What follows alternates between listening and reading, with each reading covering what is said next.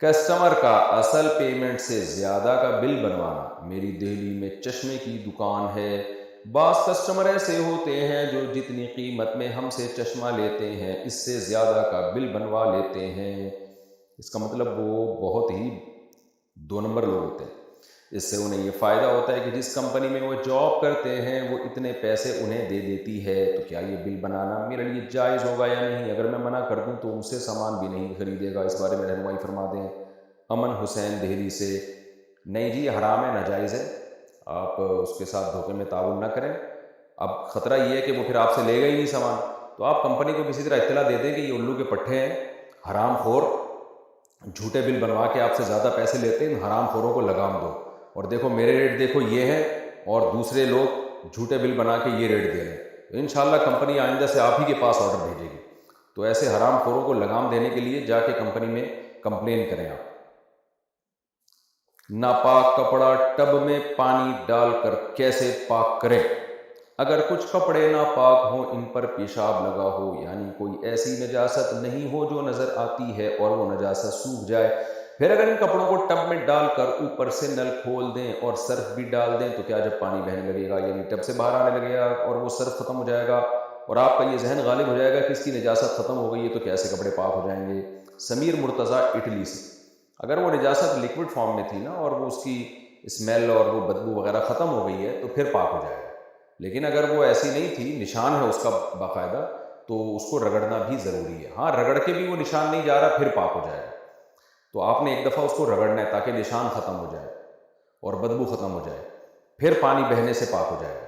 لیکن اگر نشان بھی نہیں ختم ہوا، بدبو بھی ختم نہیں ہوئی، تو پھر بالٹی بھر کے پانی بہنے لگا تو اس سے پاک نہیں ہوگا۔ تو ہاں، البتہ ایسی نجاست ہے کہ اس میں نشان بھی نہیں رہا اس کا اور بدبو بھی نہیں آ رہی اس میں، تو پھر اتنا بھی کافی ہے کہ آپ نے سرف ڈال کے، جیسے آپ بتا رہے ہیں، پانی بہنا شروع ہو جائے گا اور غالب گمان ہو جائے تو کہ بھئی وہ نجاست ختم ہو گئی ہے، تو پھر کپڑا پاک ہو جائے گا، کیونکہ بہتا ہوا پانی ویسے بھی پاک ہوتا ہے۔ تو جب پانی بہنا شروع ہو جائے گا، ادھر سے نلکے میں آ رہا ہے، ادھر سے بالٹی سے گرنا شروع ہو، یہ پروسیس جب ہوگا تو، اور وہ آپ بتا رہے ہیں جیسے سرف بھی کافی حد تک اس کا نکل چکا ہو، تو پھر کپڑا پاک ہو جائے گا۔ بہت سے روزے نہیں رکھے تو کیسے کفارہ دو؟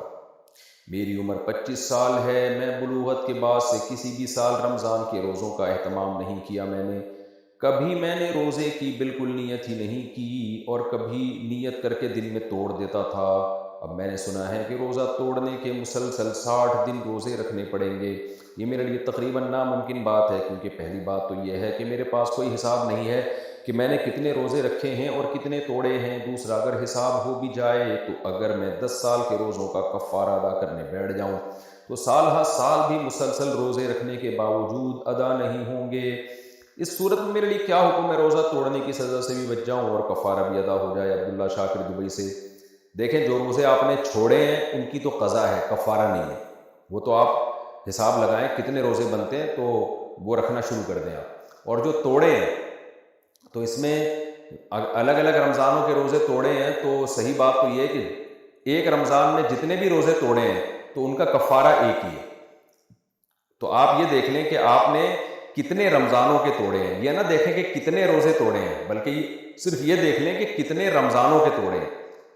4 رمضانوں میں توڑے ہیں تو 4 کفارے، 5 رمضانوں میں توڑے ہیں تو 5 کفارے۔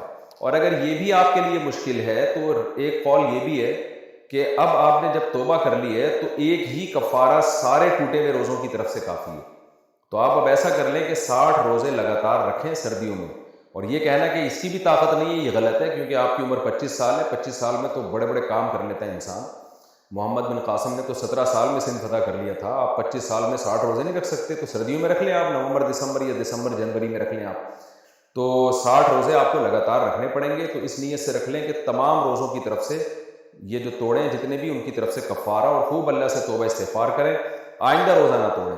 اس کفارہ ادا کرنے کے بعد پھر خدا نخواستہ روزہ توڑا تو پھر نئے سرے سے آپ کو دوبارہ کفارہ ادا کرنا پڑے گا رمضان کے روزے کا۔